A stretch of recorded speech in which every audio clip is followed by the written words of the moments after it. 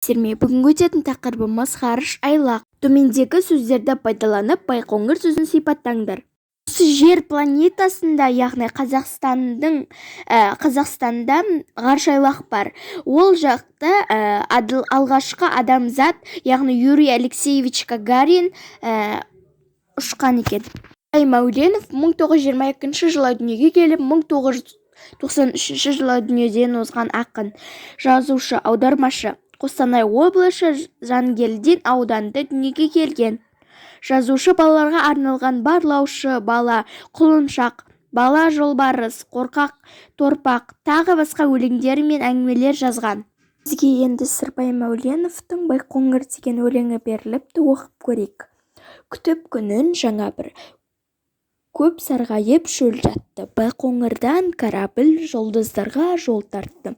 20 миллион ат күші от дауылды сапырды. Зымыранның ақ түсі найзағайдай атылды. Бұлтты жарып бұрқанып, күн шыққандай шығыстан. Көкке тура шырқады, бұрқырады күміс шаң. Дала билеп аспанды, түсті көкке жарығы. Байқоңырдан басталды жаңа ғарыш дәуірі. Бізде бұл жақта ат күші дегеніміз зымыранның қуатын білдіреді екен. Жетінші тапсырмада бұл өлеңнің теңеу эпитет сөздерін тап дейді. Бізде найзағайдай атылып жатыр дейді.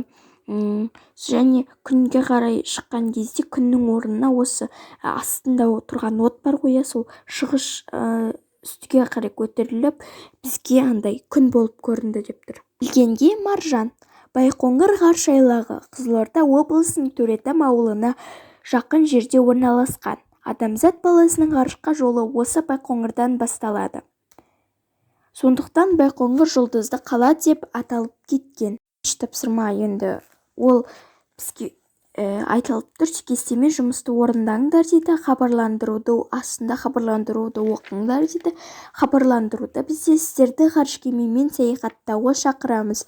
Өзіңізбен бірге кімді, нені алып кетіп жүретініңізді алдын ала тізімге көрсетіңіз. Жұлдызды қаладағы тосын жаңалық атты тақырыпта қиялып ғажайып әңгіме жоспар құрастырыңдар дейді.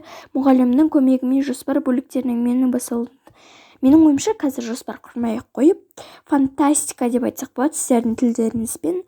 Бірінші хабарландыруды оқыдық. Енді біз хабарландыруда бізге жатқан іспен өзіңізбен бірге кімді немесе нені алып кететінін